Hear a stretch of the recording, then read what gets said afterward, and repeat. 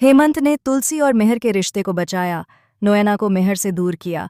जी हाँ दोस्तों, क्योंकि सास भी कभी बहू थी के आने वाले एपिसोड में शांति निकेतन की दीवारों ने हमेशा वीरानी परिवार की हंसी और उनके आंसू देखे हैं। लेकिन इस बार जो खामोशी छाई थी वह किसी आने वाले तूफान का संकेत दे रही थी। किरण की कड़वी लेकिन सच्ची बातें मेहर के जहन में किसी जहर की तरह घुल चुकी थीं। तुम तुलसी भाभी के साथ खुश नहीं हो, यह शब्द उसके कानों में गूंज रहे थे। मेहर खुद को अकेला पा रहा था, एक ऐसी कशमकश में जहां एक तरफ उसका परिवार और उसकी संस्कृति थी और दूसरी तरफ उसका अपना दिल, जो शायद कुछ और ही चाहता था। तभी मेहर का फोन बजता है। स्क्रीन पर नोएना का नाम चमकता है। मेहर एक गहरी सांस लेता है और फोन उठाता है। दूसरी तरफ से नोएना की आवाज आती है। नोएना बड़ी हमदर्दी जताते हुए कहती है, मुझे लगता है कि तुलसी अंगद और मिताली की शादी से बिल्कुल खुश नहीं है। मैंने उसकी आंखों में एक अजीब सी उदासी देखी है, जैसे वह किसी बहुत बड़े बोझ के नीचे दबी हुई हो। मेहर चुपचाप सुनता रहा। किरण की बातें और नोएना की हमदर्दी दोनों मिलकर उसके दिल पर हथौड़े की तरह वार कर रही थीं। नोएना अपना अगला दांव चलती है।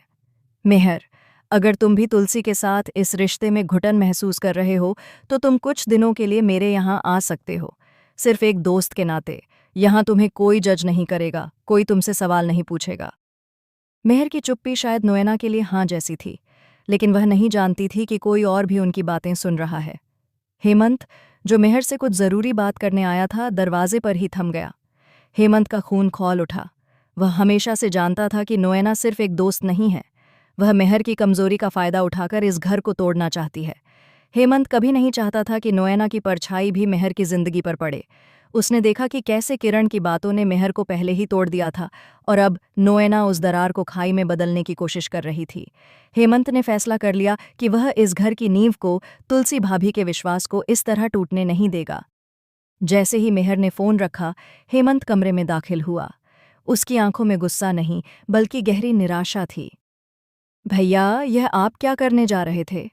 क्या इतनी कमजोर हो गई है आपके रिश्ते की डोर कि कोई बाहर वाला आकर उसे एक झटके में तोड़ सकता है? मेहर हेमंत को देखकर सकपका गया। हेमंत, तुम गलत समझ रहे हो। नोएना बस एक दोस्त है। भैया, हम बच्चे नहीं हैं। हेमंत ने उसकी बात काट दी। क्या आप भूल गए कि भाभी ने इस परिवार और आपके लिए क्या क्या बलिदान दिया है? उन्होंने इस घर को अपनी ममता से सींचा है। और आज जब किरण ने आपको आईना दिखाया तो आप सच का सामना करने की बजाय भागने का रास्ता ढूंढ रहे हैं, उस औरत के पास जो खुद अपने घर में खुश नहीं है। हेमंत की बातें मेहर को चुभ रही थीं। यह हेमंत का प्लान था, मेहर को याद दिलाना कि तुलसी का स्थान क्या है। लेकिन हेमंत यहीं नहीं रुका। उसने मेहर का फोन उठाया और नोएना का नंबर मिलाया। भैया, आज आप नहीं, मैं बात करूंगा। मेहर कुछ कह पाता उससे पहले ही हेमंत ने फोन स्पीकर पर डाल दिया। नोएना जी, मैं हेमंत बोल रहा हूं। मेहर का छोटा भाई नोएना की आवाज में घबराहट साफ सुनाई दे रही थी। हेमंत जी, मैंने आपकी और भैया की बातें सुन ली हैं।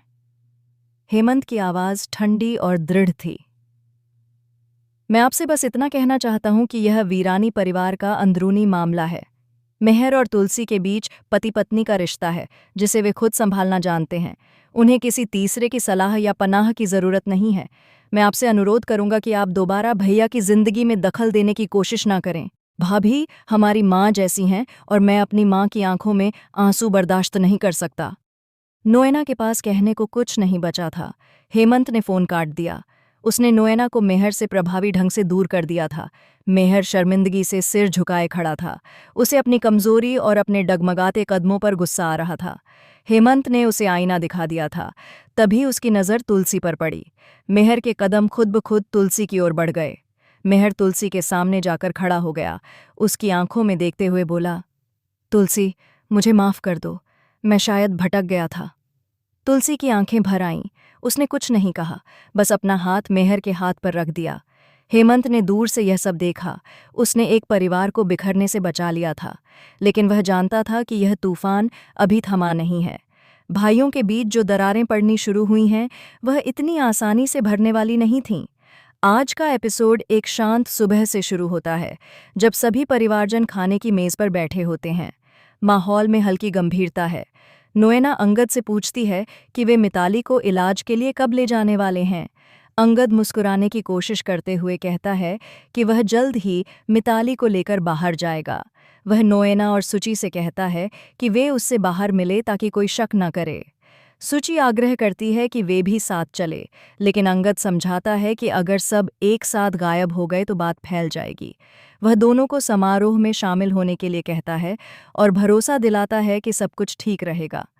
नोएना के चेहरे पर चिंता है, लेकिन अंगद की बातों से उसे थोड़ी राहत मिलती है। उधर किरण और मेहर के बीच गंभीर बातचीत चल रही है। किरण मेहर से कहती है कि उसे लगता है उनके जीवन में सब कुछ पहले जैसा नहीं रहा।